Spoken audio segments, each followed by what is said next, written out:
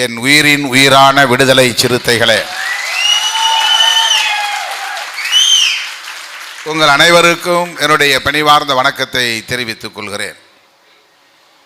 ஏறத்தாழ 40 நிமிடங்கள் ஆடை போர்த்துவதிலேயே கழிந்து விட்டது.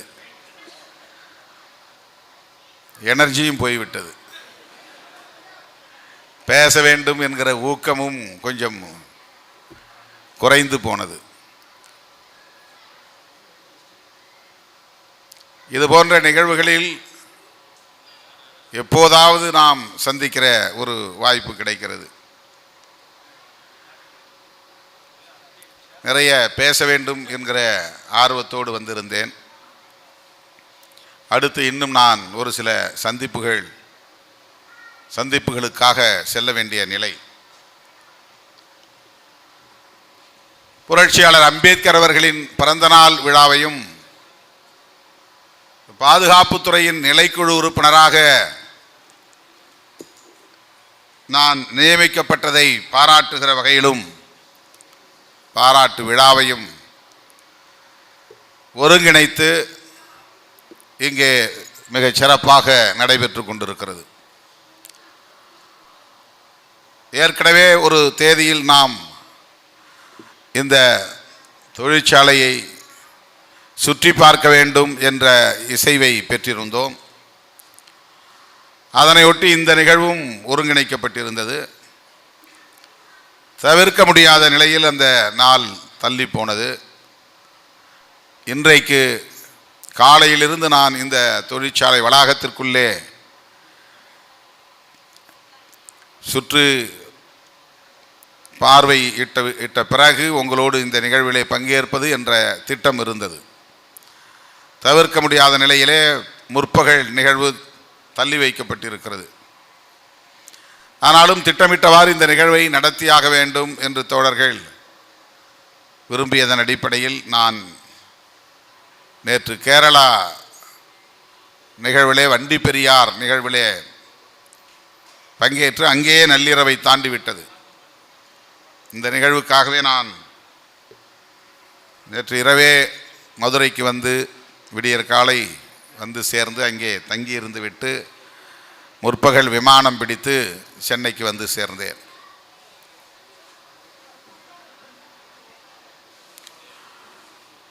இந்த நிகழ்வை சிறப்பாக ஒருங்கிணைத்திருக்கிற அனைத்து தொழிற்சங்க நிர்வாகிகளுக்கும் நலச்சங்க நிர்வாகிகளுக்கும் முன்னாள் இந்நாள் பொறுப்பாளர்களுக்கும் என்னுடைய நெஞ்சார்ந்த நன்றியை முதலில் உரித்தாக்குகிறேன். ஒரு நாடாளுமன்ற உறுப்பினர் யாராக இருந்தாலும் அவர்களுக்கு 2 குழுக்களிலே பொறுப்புகள் நியமிப்பது உண்டு. அதை நாம் விரும்பி கேட்பதன் அடிப்படையிலே நியமனம் செய்வார்கள். ஒன்று நிலைக்குழு ஸ்டாண்டிங் கமிட்டி, இன்னொன்று கன்சல்டேட்டிவ் கமிட்டி கலந்தாய்வு குழு.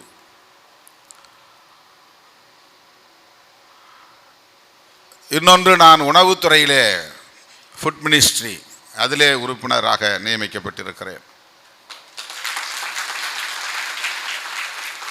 இது பாதுகாப்புத்துறை. அண்மையிலே சென்னை நம்முடைய கிண்டியிலே இருக்கிற வளாகத்திற்குள்ளே ஒரு சந்திப்பு இருந்தது. அதன் பிறகு இந்த நிலைக்குழு சார்பில் ஏற்பாடு செய்யப்பட்ட எந்த சந்திப்புக்கும் என்னால் போக முடியவில்லை. 28ஆம் தேதி டெல்லியிலே ஒரு சந்திப்பு, அதாவது இந்த டிஃபென்ஸ் கமிட்டி மீட்டிங் இருந்தது, போக முடியவில்லை.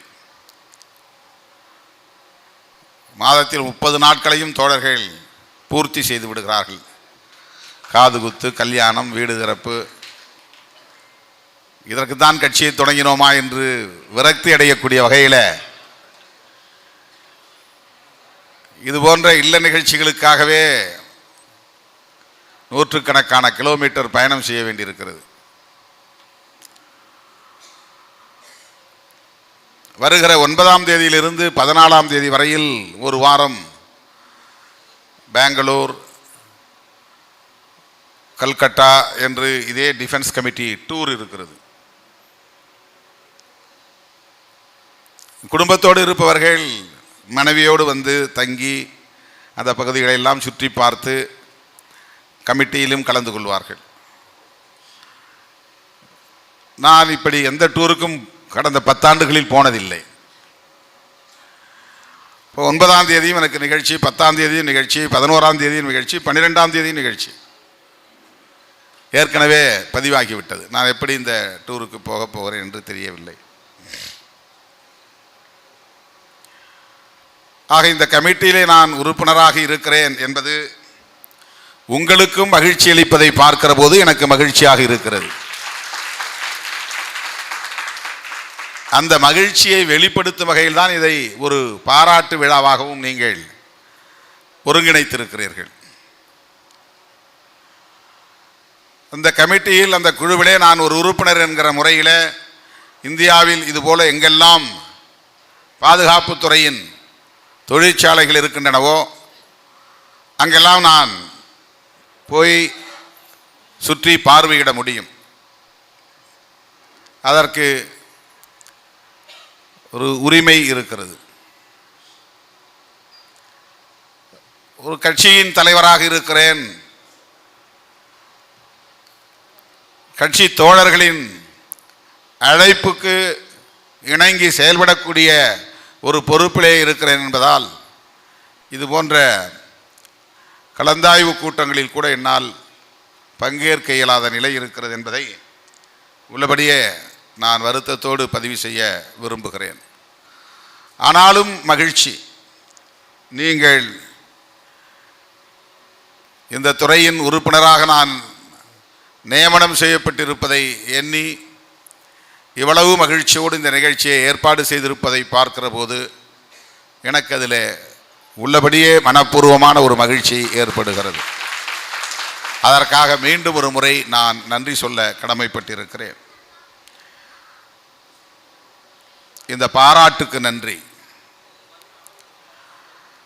இங்கே ஒவ்வொருவரும் அவ்வளவு ஆர்வமாக வந்து ஆடை போர்த்தி என்னை சிறப்பித்தாலும் கூட நேரம் இவ்வளவு விரயமாகிறதே என்கிற ஒரு வருத்தத்தில் ஆவடி ஆதவனை கூட கடுமையாக பேசிவிட்டேன். இங்கே என் பக்கத்திலே நின்றுக்கிட்டு வராதன்னு சொல்கிறது, அங்கே போய் நின்றுக்கிட்டு வராதன்னு தடுக்கணும். மேலே ஏற விடாமல் தடுத்து நிகழ்ச்சியை சிறப்பிக்க வேண்டும். நிகழ்ச்சி முடிஞ்ச பிறகு நம்ம எப்படி வேணாலும் ஃபோட்டோ எடுத்துக்கலாம். நமக்கு வந்து ஒரு ஸ்டேஜ் டிசிப்ளின் என்பது ரொம்ப முக்கியமானது. மேடை நாகரிகம் என்பது முக்கியமானது. இது ஒரு டிசார்டர் ஆகுது. வந்தவொடனே இந்த பக்கம் 50 பேர், இந்த பக்கம் 50 பேர், பின்னால் பக்கம் வந்து ஒரு 100 பேர் அப்படி நிற்கும்போது நம்ம எந்த நோக்கத்திற்காக இந்த நிகழ்ச்சியை ஒருங்கிணைத்தோமோ அந்த நோக்கம் சிதைந்து விடுமோ என்கிற கவலை. ஜனங்கள்லாம் ரொம்ப அட்டென்டிவாக இருக்காங்க உட்கார்ந்து, தோழர்கள் எல்லாம், எல்லா தலைவர்களும் பேசிவிட்டார்கள். அடுத்து திருமாவளவன் என்ன பேச போகிறார் என்கிற ஆர்வத்தோடு இருக்கிற போது இந்த டிசார்டர் என்பது அந்த ஆர்வத்தையும் குலைத்து விடும். அதுதான், வேறொன்றும் இல்லை. நம்ம இந்த மாதிரியான ஃபார்மாலிட்டிஸை முடிந்த வரையிலும் குறைத்து கொள்வதும் நல்லது. இந்த ஆடை போர்த்துறது, மாலை போடுறது, இன்றைக்கி தான் நான் வீட்டில் உட்காந்துட்டு இந்த மாலை போடுறதெல்லாம் நிறுத்துங்கப்பான்னு சொல்லி அதுக்கு பெரிய விளக்கமே கொடுத்துக்கிட்டு இருந்தேன். மாலை, ரோஜா மாலையை வாங்கினீங்கன்னா அதில் அந்த மாலை வாடக்கூடாதுன்னு தண்ணி ஊற்றிக்கிட்டே இருப்பான். அவ்வளவு தண்ணியோடு தூக்கிட்டு வந்து தோல் மேலே போடுவோம், கச கச கச கச கசன்னு. மற்ற மாலையில் அவ்வளோ தண்ணி போட மாட்டாங்க. ரோஜா மாலை சீக்கிரம் வாடி போயிரும்னு காலையில் கட்டுவோம் 4 மணிக்கு 5 மணிக்கு. சாயந்தரம் நம்ம 5 மணிக்கு போகும்போது 12 மணி நேரம் அந்த வாடி போயிடும் அந்த இதழ். அதுக்காக ஒரு 2 லிட்டர் தண்ணியாவது ஊற்றிக்கிட்டே இருப்பான் அள்ளி அள்ளி. அது அப்படியே அந்த இதழ்களை ஒட்டிக்கிட்டே இருக்கும். அதை தூக்கிட்டு வந்து தோல் மேலே போட்டால் இந்த தோல் பட்டையில் ஈரம் பட்டால் ஜலதோஷம் பிடிக்கும். இப்படி படக்கூடாது. அதுக்காக அது ஒரு விளக்கமே சொல்லிக்கிட்டு இருந்தேன். எல்லா பூக்களிலும் மகரந்த தூள் இருக்கும், நம்ம கண்ணுக்கு தெரியாது. அதை நம்ம தூக்கி போடும்போது அப்படி காற்றுல அது பறக்கும்போது சில பேருக்கு அது சைனஸ் உள்ளவங்களுக்கு டஸ்ட் அலர்ஜியை கொடுக்கும். அது டிசீஸ் கூட அதனால் பரவும். ஒரு விளக்கமே சொல்லிக்கிட்டு இருந்தேன். இங்கே வந்தால் மாலை மாறி மாறி போட்டுக்கிட்டு இருக்கிறாங்க. என்றாலும் கூட மகிழ்ச்சி. புரட்சியாளர் அம்பேத்கர் அவர்களின் பிறந்த நாளை உலகமே கொண்டாடுகிறது. ஒடுக்கப்பட்ட சமூகங்களை சார்ந்தவர்கள் மட்டுமே கொண்டாடி கொண்டிருந்த புரட்சியாளர் அம்பேத்கரின் பிறந்தநாள் விழாவை இன்றைக்கு அனைத்து தரப்பாரும் கொண்டாடக்கூடிய அளவுக்கு அவருடைய அருமை பெருமைகள் வெளிச்சத்திற்கு வந்திருக்கின்றன. 125வது பிறந்த நாளின் போது ஐநா பேரவையிலேயே அவருக்கு பிறந்த நாள் விழா கொண்டாடப்பட்டது. எனக்கு தெரிந்து இந்தியாவில் உள்ள வேறு எந்த தலைவருக்கும் அந்த சிறப்பு கிடைக்கவில்லை என்று நான் கருதுகிறேன். புரட்சியாளர் அம்பேத்கருக்கு 200 நாடுகள் அங்கம் வகிக்கக்கூடிய ஐநா பேரவையில் பிறந்த நாள் விழா கொண்டாடப்பட்டது. இத்தாலியிலே அவருக்கு சிலை, ஐரோப்பிய நாடுகளில் அவருக்கு சிலை, லண்டனில் உள்ள ஒரு நூலகத்தில் அவருக்கு திருவுருவ படம்,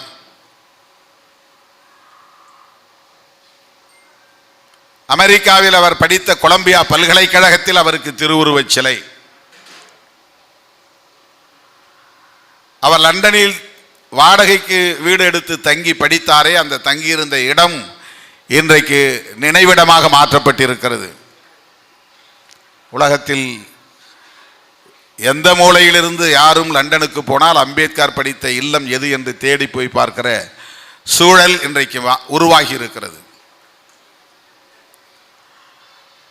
ஆந்திராவிலும் தெலுங்கானாவிலும் 50 ஏக்கர் பரப்பளவிலே அம்பேத்கர் பூங்கா அமைத்து 125 அடி உயரத்திலே அவருக்கு திருவுருவ சிலைகள் எழுப்பப்பட்டிருக்கின்றன.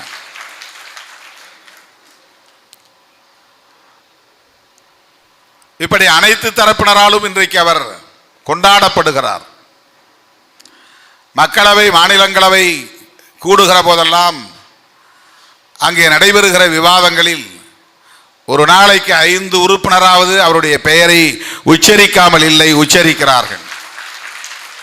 பாபா சாஹேப் டாக்டர் அம்பேத்கர் சேஸ் என்று உரையை தொடங்குகிறார்கள்.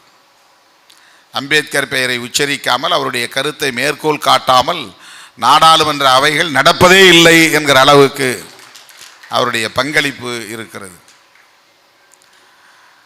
அத்தகைய ஒரு மகத்தான தலைவரை நமது கொள்கை ஆசானாக நாம் ஏற்றுக்கொண்டிருக்கிறோம். அவருடைய கொள்கைகளை நாம் உள்வாங்கிக் கொண்டு அதனை மக்களிடத்திலே கொண்டு போய் சேர்ப்பது என்பதுதான் அவருக்கு நாம் செலுத்துகிற உண்மையான மரியாதை, சிறப்பு. அவருக்கு படம் திறந்து மாலை போடுவதோ சிலை திறந்து சிறப்பு செய்வதோ அவருக்குரிய சிறப்பு என்று சொல்ல முடியாது.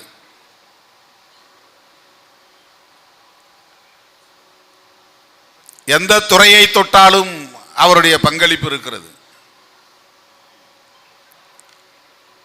அமெரிக்க அதிபர் ஒபாமா இந்தியாவுக்கு வந்தபோது, டெல்லிக்கு வந்தபோது நாடாளுமன்றத்தின் 2 அவைகளும் கூடுகிற மைய மண்டபத்திலே அவர் உரையாற்றினார். எந்த குறிப்பும் இல்லாமல் எக்ஸ்டம்போராகத்தான் அவர் பேசினார். அவருடைய அந்த 20 நிமிட உரை என்று கருதுகிறேன். அந்த சுருக்கமான அந்த உரையில் 3 அல்லது 4 முறை புரட்சியாளர் அம்பேத்கரின் பெயரை உச்சரித்தார்.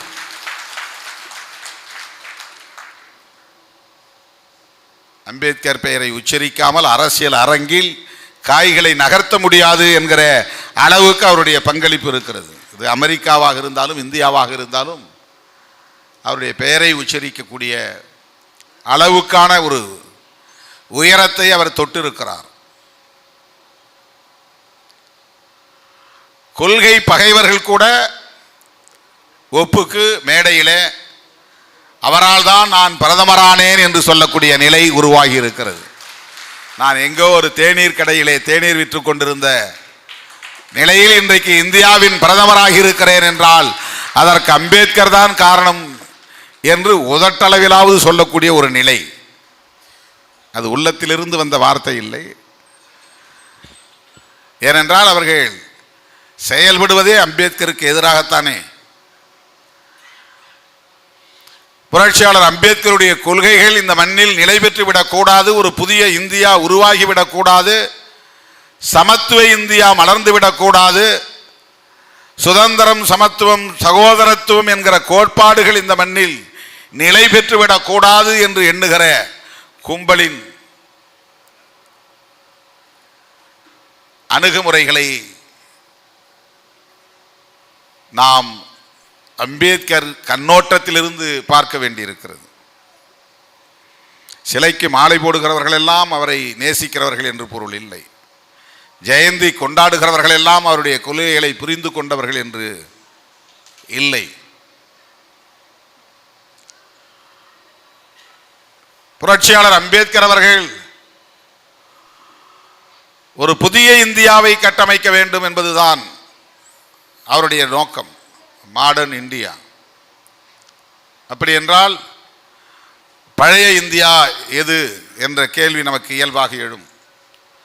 பழைய இந்தியாவில் சமத்துவம் கிடையாது, பழைய இந்தியாவில் சகோதரத்துவம் கிடையாது. அண்ணன் தம்பி, அக்கா தங்கை என்கிற உறவு, இந்த கலாச்சாரம், அந்த மகத்துவம் இந்த சமூக கட்டமைப்பில் கிடையாது. நீ வேறு சாதி, நான் வேறு சாதி, சாதிக்குள் தான் உறவாடுதல் என்பது இங்கே இருக்கிறது. தேர்தலுக்காக மேடையிலே அண்ணன் தம்பி என்று பேசிக்கொள்வது உதட்டளவிலான உறவு. ஆனால் சமூக அடிப்படையிலே அந்த உறவு கிடையாது. சகோதரத்துவம் என்பதே இல்லை. சகோதரத்துவம் என்பதே இல்லை என்கிற ஒரு தேசம் உண்டு என்றால் அது நம்முடைய தேசம்தான்.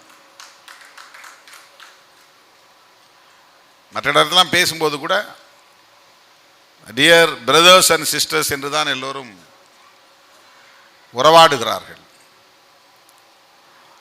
இஸ்லாமியரை கூட நாம் இஸ்லாமியரை பாய்ங்கிறோம். பாய்னா சகோதரன் தான் அர்த்தம். இந்த விழிப்பு முறையே சகோதரா என்று அழைக்கிற முறை தான் இருக்கிறது. அவர்களின் மதங்கள் எல்லாம் சகோதரத்துவத்தை தான் அழுத்தமாக போதிக்கின்றன. யாரா இருந்தாலும் கட்டி தழுவு, ஆற தழுவு என்பதுதான் சகோதரத்துவம். தள்ளி நில் என்பது சகோதரத்துவம் இல்லை.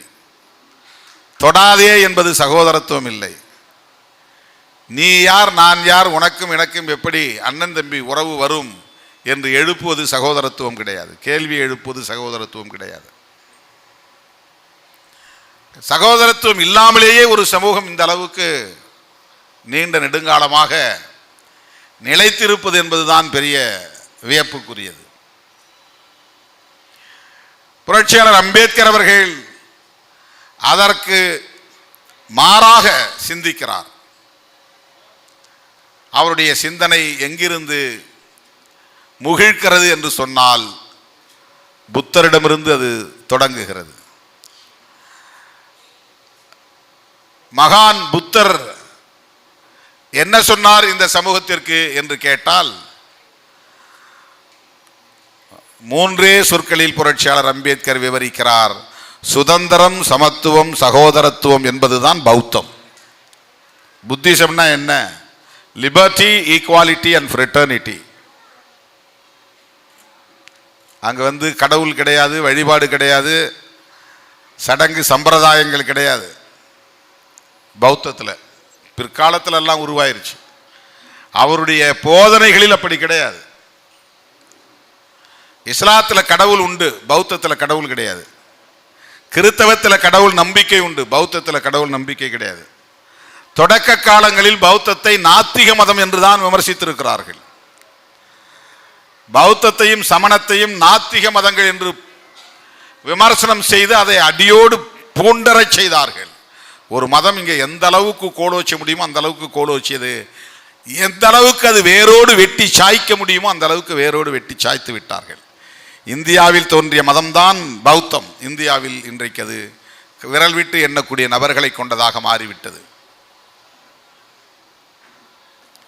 ஒருத்தன் ஓஹோன்னு இருந்தால் அப்படியே போக முடியாது. ஏதாவது ஒரு கட்டத்தில் அது வீழ்ச்சியை சந்திக்கும் என்பதற்கு இது ஒரு சான்று. பௌத்தம் ஓஹோ என்று இருந்தது. இந்தியா முழுவதும் செழித்தோங்கி இருந்தது, வளர்ந்தோங்கி இருந்தது, கோலோச்சியது. ஆனால் இன்றைக்கு அது எங்கே என்று தேடக்கூடிய நிலை. தோண்ட தோண்ட உடைபட்ட புத்தர் சிலைகள் தான் நமக்கு கிடைக்கின்றன. இடிந்து சேதமான விகார்கள் தான் நமக்கு கிடைக்கின்றன. அந்த அளவுக்கு வெறுப்பு பௌத்த மதத்தின் மீது பரப்பப்பட்டது. பௌத்தத்திற்கு எதிரான வெறுப்பு. இந்த வெறுப்பு அரசியல் புத்தர் போதனைகளை எதிர்த்து உருவானது. இந்த மண்ணிலே பௌத்தத்திற்கு எதிரான வெறுப்பு, புத்தருக்கு எதிரான வெறுப்பு. நிறைய வசவு மொழிகள் எல்லாம் பௌத்தத்திற்கு எதிரான வசவு மொழிகள் தான். அவன் மூஞ்சியை பாரு, விகாரமா இருக்கு அப்படிமா. விகாரம்னா விகாரை குறிக்கிற ஒரு சொல் தான் அது. விகாரமா இருக்குன்னா அசிங்கமா இருக்கு. பௌத்த விகார், அந்த விகார் என்கிற அந்த சொல்லோடு தொடர்புடையது தான் இந்த வசவு மொழி. பிச்சைக்கார பயலைன்னா, பிச்சை என்றால் பிக்குகள் எடுக்கிற தானம். அவன் அன்னதானம், அன்னம் வாங்குறான் பாருங்க, வாங்கி சாப்பிடணும். அவன் சொந்தமாக எதையும் வச்சுக்கூடாது. ஒரு துணி இடுப்பில் கட்டிக்கலாம், கையில் ஒரு குடுவை வச்சுக்கலாம், ஒரு தடி வச்சுக்கணும். புத்த பிக்குகளாக இருந்தாலும் பிக்குணிகளாக இருந்தாலும் அவங்களுக்கு சொந்தமாக எதையும் வச்சுக்க கூடாது. தினந்தோறும் எழுந்திரிச்சு போய் ஜனங்கள்கிட்ட எவ்வளவு பசிக்குதோ அவ்வளோ வாங்கி சாப்பிட்டுக்கணும். பிக்குகள் வாங்கியதால் அதற்கு பிக்ஷைன்னு பேர். போட பிச்சைக்கார பயலைன்னா போட பௌத்த பயலேன்னு அர்த்தம். புத்திஸ்ட், இவன் ஒரு புத்திஸ்ட், இவன் ஒரு பிச்சைக்கார, அந்த வகையை சார்ந்தவன். வெறுமனே வாங்கி திங்கிறவன் அர்த்தம் கிடையாது. அந்த மொழியிலிருந்து அது வருது. இறந்து சாப்பிடுகிறவன்கிற பொருள். இறந்து சாப்பிடுதல் இழி தொழில் அல்ல. அது பௌத்தத்திலே மிக முக்கியமான துறவு நிலை. அது உயர்ந்த ஒரு உளவியல். அதுக்கு மனசு வரணும். இது என் வீடு, என் ஆடு, என் மாடு, என் பொண்டாட்டி, என் பிள்ளைங்க, என் நகை, என் நட்டு அப்படிங்கிற உறவுகளை எல்லாம் தாண்டி அதையெல்லாம் துறந்துட்டு அன்னன்னைக்கு பசிக்குதா போய் கொஞ்சம் வாங்கி சாப்பிட்டுட்டு படுத்துக்கணும். புத்தருடைய போதனைகளை போய் சொல்லணும். அதான் அவன் வேலை. புத்தருடைய போதனைகளை சொல்லணும். உனக்குன்னு எந்த உடைமையும் இருக்கக்கூடாது. உடைமை சிந்தனையே இல்லாமல் இருக்கணும். இது பௌத்தத்தில் முக்கியமான ஒரு சங்கத்தின் விதிமுறைகளில் ஒன்று. இதெல்லாம் சங்கம்னா பௌத்தத்தை தான் குறிக்கும். இன்னைக்கு சங்கம்னா ஆர்எஸ்எஸ் குறிக்கும். இன்னைக்கு சங்க பரிவாரங்கள்னா ஆர்எஸ்எஸ் குறிக்கும். இந்த சங்கம் என்கிற சொல்லே பௌத்தத்திலிருந்து வந்தது தான். சங்க புத்தம் சரணம் கச்சாமி, தம்மம் சரணம் கச்சாமி, சங்கம் சரணம் கச்சாமி. இதுக்கு என்ன அர்த்தம்னா, அறிவே உன்னை வணங்குகிறேன், அமைப்பே உன்னை வணங்குகிறேன், அறமே உன்னை வணங்குகிறேன். அதான் அதுக்கு பொருள். புத்தம் சரணம் கச்சாமின்னா அறிவே உன்னை வணங்குகிறேன், அறிவை தான் நான் வணங்குறேன், கடவுள் கிடையாது. தம்மம் சரணம் கச்சாமின்னா தம்மம் என்கிற அறம், ஒழுக்கம், சீலம். தம்மம் சரணம் கச்சாமின்னா அறமே உன்னை வணங்குகிறேன், தர்மம். சங்கம் சரணம் கச்சாமினா நான் என்னுடைய அமைப்பை நான் முழுமையாக ஏற்றுக்கிட்டு அந்த அமைப்பு என்ன சொல்லுதோ அதுக்கு நான் கட்டுப்படுகிறேன்னு அர்த்தம். கட்சியில் யாரும் அப்படி கட்டுப்படுறது கிடையாது. அதனால தான் அந்த கட்சியெல்லாம் வளர்றது இல்லை. புத்தர் காலத்தில் அவருடைய சீடர்கள் பாருங்க எப்படிப்பட்ட ஒரு முழக்கத்தை வச்சிருக்காங்க பாருங்க. அந்த முழக்கமே என்னன்னா, பகையை எதிர்த்து எதிர்மறையான எந்த கருத்துக்களும் பௌத்தத்தில் இருக்காது. எதிர்மறையானது இருக்காது. தீண்டாதே, தொடாதே, கட்டுப்பட்டிரு, கீழ்ப்படிந்திரு, மேலே முதலாளிக்கு இப்படிலாம் எதுவுமே இருக்காது. ஒவ்வொரு தனி மனிதனுக்கும் ஒழுக்கத்தை போதிப்பது பௌத்தம். சமூக ஒழுக்கத்தை போதிப்பது பௌத்தம். ஒவ்வொரு தனி மனிதனும் இந்த அறத்தை பின்பற்றினால் மனிதர்களுக்கு இடையிலே பகை வராது, சாதி மோதல் வராது, மத அடிப்படையில் மோதல் வராது, தேசத்தின் அடிப்படையிலே மோதல் வராது, உலக அமைதி கிடைக்கும். தனி மனிதன் அமைதியாக இருந்தால் உலக அமைதி உருவாகும். அதுதான் பௌத்தத்தின் அடிப்படை கோட்பாடு. தனி மனிதன் எப்போது அமைதியாக இருக்க முடியும்னா பஞ்சசீலங்களை பின்பற்றினா அமைதியாக இருக்க முடியும். பொய் சொன்னால் அமைதியாக இருக்க முடியாது, திருடுனா அமைதியாக இருக்க முடியாது, தண்ணி அடித்தா அமைதியாக இருக்க முடியாது, மனசில் அமைதி இருக்காது. கறி, மீன், இந்த புலால் இதையெல்லாம் தினம் நீ சாப்பிட்டுக்கிட்டு இருந்தால் அல்லது உயிரை கொலை பண்ணிக்கிட்டு இருந்தால் அமைதியாக இருக்க முடியாது. பஞ்சசீலத்தில் வருது. அது கொலை செய்யக்கூடாது. அது மனிதனை மட்டுமல்ல, எதையுமே கொலை செய்யக்கூடாது. அதுதான் அதுக்கு பொருள். இதெல்லாம் செய்யாமல் இருந்தால் மனுஷன் நிம்மதியாக இருப்பான். உள்ளம் அமைதியாக இருக்கும். உள்ளம் அமைதியாக இருந்தால் எந்த மனுஷனும் யாருக்கும் பகையாக இருக்க மாட்டான். யாருக்கும் மனிதர்களுக்கு இடையிலே பகை இல்லைன்னா மோதலே உருவாகாது. உலகத்தில் இப்படி ஒரு தத்துவத்தை போதித்த உயரிய மார்க்கம்தான் பௌத்தம். அந்த பௌத்தத்தின் கோட்பாட்டை 3 வரிகளில் சொல்லுகிறார் புரட்சியாளர் அம்பேத்கர். அவரை பார்த்து கேட்குறாங்க, இவர் இந்த சுதந்திரம், சமத்துவம், சகோதரத்துவங்கிறத பிரெஞ்சு புரட்சியில் கையாண்ட முழக்கத்தை காப்பி அடித்து போட்டிருக்காரு இதில் அப்படின்னு சொல்லியிருக்காங்க. அதுக்கு அம்பேத்கர் சொன்னார், நண்பர்கள் இப்படி சொல்கிறாங்க, ஆனால் அவர்களுக்கு ஒன்று தெரியாது, வரலாறு அவர்களுக்கு தெரியாது. நான் இந்த 3 முழக்கங்களையும் பகவான் புத்தரின் போதனைகளில் இருந்து எடுத்து கையாளுகிறேன்.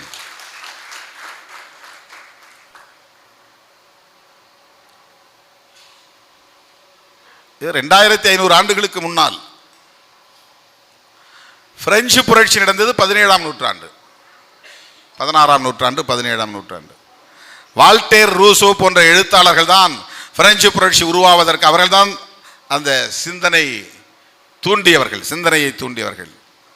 ஜனநாயகம் என்கிற சிந்தனையும், மதசார்பின்மை என்கிற சிந்தனையும், சமத்துவம், சகோதரத்துவம், சுதந்திரம் என்கிற சிந்தனைகளை எல்லாம் உருவாக்கியவர்கள் வால்டேர், ரூசோ போன்ற எழுத்தாளர்கள் தான். அவங்கள்ட்ட இருந்து அந்த சிந்தனை உருவாகிறது. அவங்களுக்கு பின்னால தான் மார்க்ஸ், ஏங்கல்ஸ் எல்லாம். வால்டேர், ரூசோவுக்கு பின்னால தான் மார்க்ஸ், ஏங்கல்ஸ் எல்லாம். அவர்களுக்கு பின்னால் தான் அம்பேத்கர், பெரியார் எல்லாம். இவர் 20ஆம் நூற்றாண்டு, மார்க்ஸ், ஏங்கல்ஸ் 19ஆம் நூற்றாண்டு, வால்டேர், ரூசோ போன்றவர்கள் 18ஆம் நூற்றாண்டு.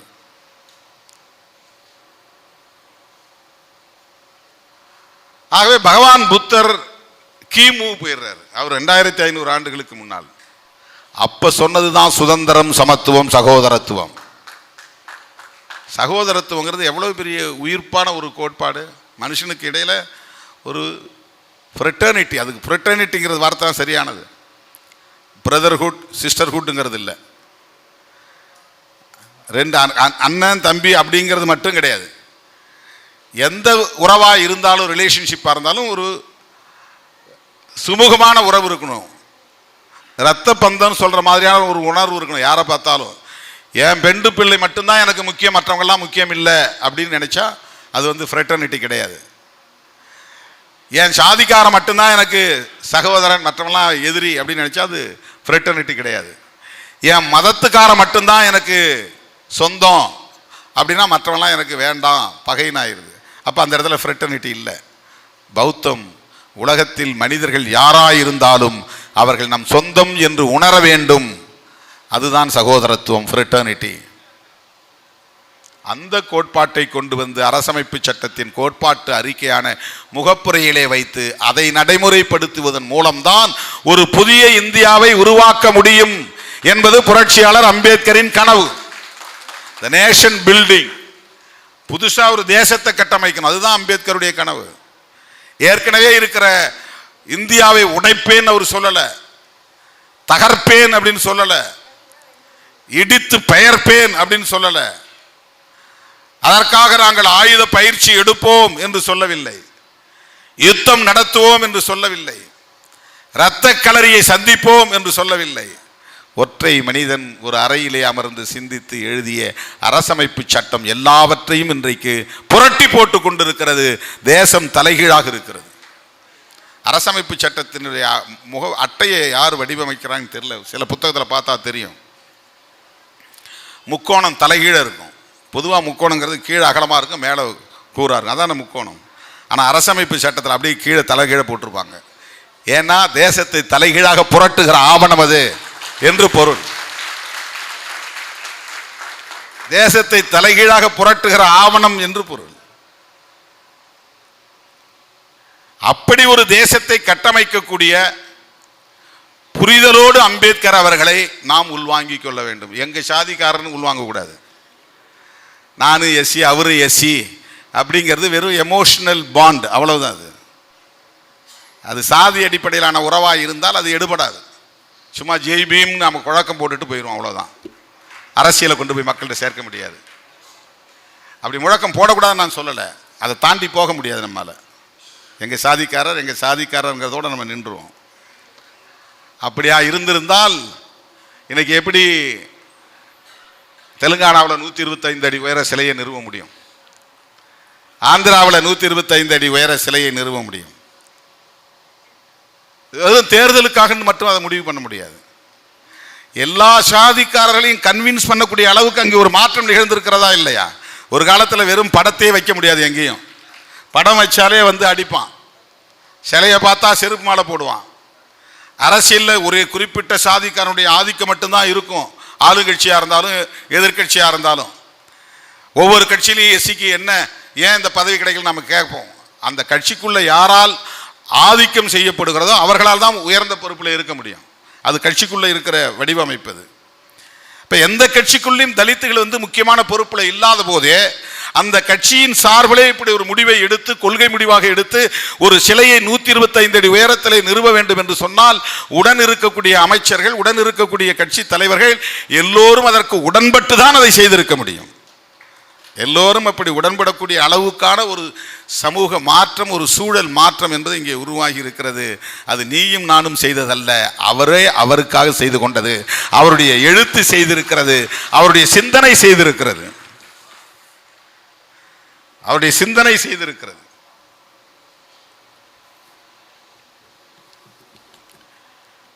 இன்றைக்கு அவர் இந்த அளவுக்கு உயர்ந்து நிற்கிறார் என்றால் நாம வந்து முழக்கம் போட்டதனால் அது நிகழ்ந்து விடவில்லை. நாம் வந்து அவருடைய படத்தை திறப்பதனால் நிகழ்ந்து விடவில்லை. அதெல்லாம் நமக்கு இருக்கிற ஒரு ஆறுதலுக்காக நாம் செய்கிறோம், நமக்கு இருக்கிற சந்தோஷத்தை நாம் வெளிப்படுத்துகிறோம். அவருடைய எழுத்துக்களுக்கு அவ்வளோ பெரிய ஆற்றல் இருக்கிறது, அவருடைய சிந்தனைகளுக்கு அவ்வளோ பெரிய ஆற்றல் இருக்கிறது. அது மிகப்பெரிய தாக்கத்தை ஏற்படுத்துகிறது, சமூகத்திலே மிகப்பெரிய தாக்கத்தை ஏற்படுத்துகிறது. நீர் மேலாண்மையா அம்பேத்கருடைய சஜஷன் இல்லாமல், அவருடைய ஆலோசனை இல்லாமல், அவருடைய வழிகாட்டுதல் இல்லாமல் ஒன்றும் செய்ய முடியாது என்கிற அளவுக்கு. பாகிஸ்தான் இந்தியா பிரிவினையா, அதில் என்ன அம்பேத்கர் சொல்லியிருக்கிறாரு? ஜம்மு காஷ்மீர் பிரச்சனையா, அதில் என்ன அம்பேத்கர் சொல்லியிருக்கிறாரு? மும்மொழி திட்டமா, மொழி தொடர்பாக மொழி கொள்கையிலே அம்பேத்கருடைய நிலைப்பாடு என்ன? நாடு பிரிவினைகளா, உலக நாடுகள் போராடி பிரிவினை நடத்துகிறார்களா, அதை பற்றி அம்பேத்கர் என்ன சொல்றார்? டெரரிசமா, அதை பற்றி அம்பேத்கர் என்ன சொல்கிறார்? தொழிலாளர்கள் பிரச்சனையா, அம்பேத்கரை தாண்டி தொழிலாளர் பிரச்சனைக்கு பேசவே முடியாது. வைஸ்ராய் கவுன்சில் அவர் அமைச்சராக இருந்தார். அவர் அமைச்சராக இருந்த காலத்தில் 28 சட்டங்களை கொண்டு வந்தார். அந்த சட்டங்கள் தான் உங்களுக்கு எல்லா பாதுகாப்பையும் தருகிறது. இன்றைக்கு தொழிலாளர்கள் பெறுகிற அனைத்து பாதுகாப்பையும் அவரால் தான் உறுதிப்படுத்தப்பட்டது. அது தொழிலாளர்களுக்கே தெரியாது. தொழிலாளர் தினத்தில் அவரை நாம் நினைவு கூறுவது கூட கிடையாது. ஒரு சொட்டு ரத்தம் சிந்தாமல் இந்தியாவிலே தொழிலாளர்கள் 8 மணி நேர வேலையை உறுதி செய்தவர் புரட்சியாளர் அம்பேத்கர் அவர்கள். குழந்தை தொழிலாளர் முறையை முற்றாக ஒழிப்பதற்கு சட்டம் வகுத்தவர் புரட்சியாளர் அம்பேத்கர்.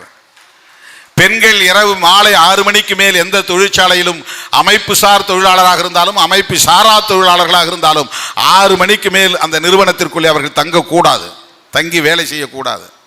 பிரசவ காலத்திலே அவர்களுக்கு பிரசவத்திற்கு முன்பும் பிரசவத்திற்கு பின்பும் சம்பளத்துடன் கூடிய விடுப்பு அம்பேத்கர் உறுதிப்படுத்தியது. புரட்சியாளர் அம்பேத்கர் தொழிலாளர்களுக்குரிய சங்கம் அமைத்துக் கொள்ளுகிற உரிமை. ஆனால் இன்னைக்கு 44 சட்டம் இருந்தது தொழிலாளர்களுக்கு என்று, அதை இப்போது 4 சட்டமாக சுருக்கிவிட்டார்கள். அந்த 4 சட்டங்களும் கார்ப்பரேட்டுகளுக்கு பாதுகாப்பு அளிக்கக்கூடிய சட்டங்களாக இருக்கின்றன. தொழிலாளர்கள் தொழிற்சங்கம் அமைக்க உரிமை இல்லை என்கிறது இந்த சட்டம். பென்ஷன் கேட்கக்கூடாது என்கிறது இந்த சட்டம். சரண்டர் லீவ் கிடையாது, இஎல் கிடையாது என்று சொல்லுகிறது இந்த சட்டம். போராட்டங்கள் நடத்தக்கூடாது என்று சொல்லுகிறது இந்த சட்டம். ஊதிய உயர்வை ஒரு உரிமையாக, அடிப்படை உரிமையாக கேட்கக்கூடாது என்று சொல்லுகிறது இந்த சட்டம். இதெல்லாம் யாருக்கு சாதகமான சட்டம்? புரட்சியாளர் அம்பேத்கர் எப்படி சட்டம் அமைத்தார், இன்றைக்கு இருப்பவர்கள் எப்படி சட்டம் கொண்டு வருகிறார்கள்?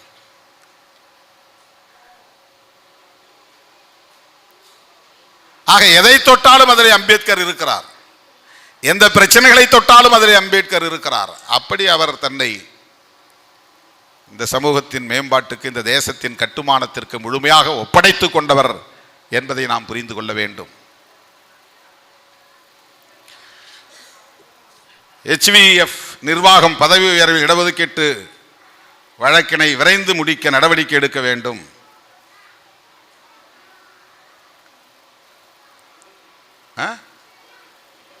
ஓன் மெரிட் அடிப்படையில் பதவி உயர்வு வழங்க வேண்டும். இப்போ பதவி உயர்வுங்கிறது ஒரு முக்கியமான பிரச்சனையாக மாறி இருக்கிறது. நான் போன முறை வந்து எம்பியாக இருந்தப்போ, அதாவது யூபிஏ கவர்மெண்ட் இருந்தப்போ, காங்கிரஸ் அரசாங்கம் இருந்தப்போ அந்த பில் வந்துச்சு, சட்ட மசோதா, பதவி உயர்வில் இடஒதுக்கீட்டுக்கான மசோதா. சோனியா காந்தி அம்மையார் அந்த அவையில் உட்கார்ந்துருக்கிறாங்க. புதுவை நாராயணசாமி அமைச்சர் அதை எழுந்து படிக்கிறார். அவர் படிச்சுட்டு இருக்கும்போதே ஒருத்தன், அவருக்கு இடது பக்கமாக ஒரு பாதை இருக்குது, அது வழியாக வந்து இறங்கி அவர் கையில் இருக்கிறத பிடிங்கிட்டு ஓடிட்டான், படிக்கக்கூடாதுன்னு. அப்படி ஓடும்போது இப்படி திரும்பி பார்த்த சோனியா காந்தி மின்னல் வேகத்தில் பாய்ஞ்சி அவனை போய் பிடிச்சிட்டாங்க, அவன் சட்டையை பிடிச்சிட்டாங்க. யாருமே எதிர்பார்க்கல. அவன் பிடிக்கிட்டு வெளியே ஓடுறதுக்குள்ளே இவங்க போய் பாய்ஞ்சி, அதாவது இதை ஏன் நீங்கள் இப்போ ப்ரெசன்ட் பண்ணுறீங்க, இன்ட்ரடியூஸ் பண்ணுறீங்க, இந்த பில்லை இன்ட்ரடியூஸ் பண்ணக்கூடாது. எஸ்சிக்கு பதவி உயர்வில் இடஒதுக்கீடு கொடுக்கக்கூடாது. என்ட்ரி லெவலில் நீ அவனுக்கு இடஒதுக்கீடு கொடுத்தியா அதோட முடிச்சுக்கோ.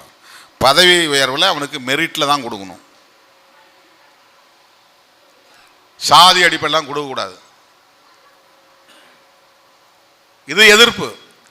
அந்த நேரத்தில் ஒரு இடைவேளை அட்ஜென்ட் பண்ணிடுறாரு, யார், ஸ்பீக்கர் தள்ளி வச்சிடுறாரு.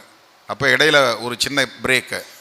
அப்போ நாங்கள்லாம் அந்த அம்மாவிட்ட போய் பேசுகிறோம், ஏம்மா நீங்கள் நினச்சாதான் இதை சட்டமாக்க முடியும், நீங்கள் இருந்து இன்றைக்கி எத்தனை மணி நேரம் ஆனாலும் இதை நீங்கள் இன்ட்ரடியூஸ் பண்ணி விவாதத்திற்கு எடுத்துக்கொள்ளணும் அப்படின்னு நாங்கள்லாம் சொல்கிறோம். இப்போ ஜெயபால் ரெட்டின்னு காங்கிரஸ்லேயே ஒரு அமைச்சராக இருந்தவர், அவர் வந்து சோனியா காந்தி அம்மையார்கிட்ட சொல்கிறார், சத்தமாக ஆங்கிலத்தில் தான் பேசுகிறார், இதை செய்கிறவனே காங்கிரஸ்காரன் தான் செய்கிறான், இதை தடுக்கிறான். அவர் சொல்கிறார், அந்த அம்மாவிட்ட சொல்கிறார், இது வரக்கூடாது அப்படின்னு இந்த கட்சிக்குள்ளே இருக்கிற உயர் சாதி மனநிலையில் உள்ளவர்கள் தான் இதை தடுக்கிறார்கள் அப்படின்னு சொல்லிட்டு அவர் சொல்கிறாரு, எஸ்சி ஓட்டு இல்லாமல் ஒரே ஒரு காங்கிரஸ்காரன் எம்பி ஆக முடியுமா? ஆனால் அவன் இதுக்கு எதிராக இருக்கிறான் அப்படின்னு அவர் ஆங்கிலத்தில் கேள்வி எழுதுகிறார். அமைதியாக அந்த அம்மா கேட்டுக்கிட்டாங்க. 4 முறையோ 5 முறையோ அட்ஜர்ன் ஆச்சு. கடைசியாக அதை இன்ட்ரடியூஸ் பண்ணவே முடியல. ஒரே கலைபரம் பண்ணி பிரச்சனை பண்ணி அது ஃபெயிலியர் ஆகி போச்சு. அதுக்கப்புறம் அதை இன்ட்ரடியூஸ் பண்ணவே முடியல.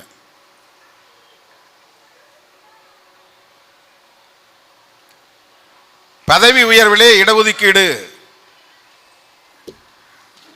இல்லை, தனியார் துறைகளிலே இடஒதுக்கீடு இல்லை,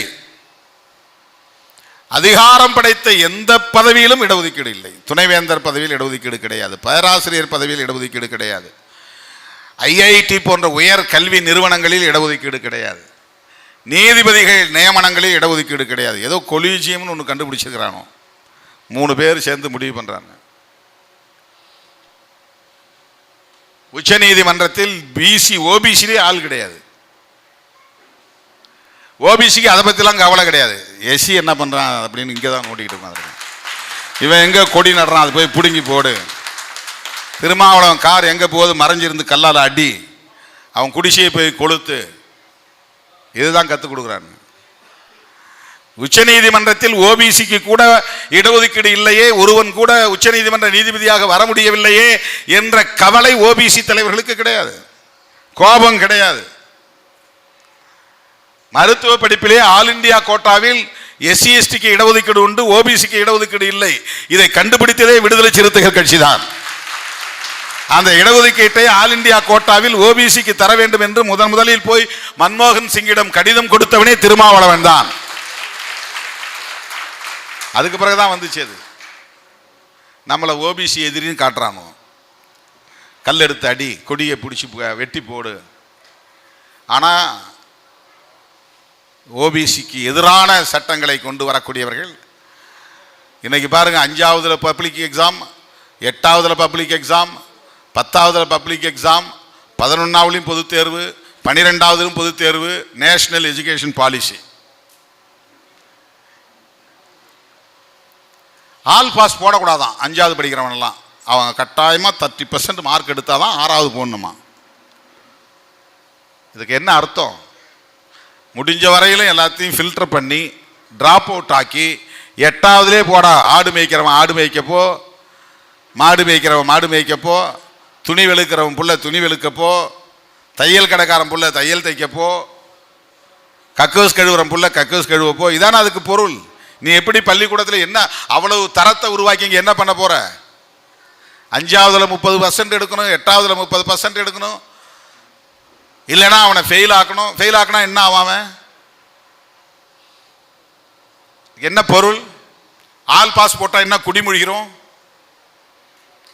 12ஆவதுல ஃபில்டர் பண்ணா போதாதா? ஒரே ஒரு பப்ளிக் எக்ஸாம் வச்சா போதாதா?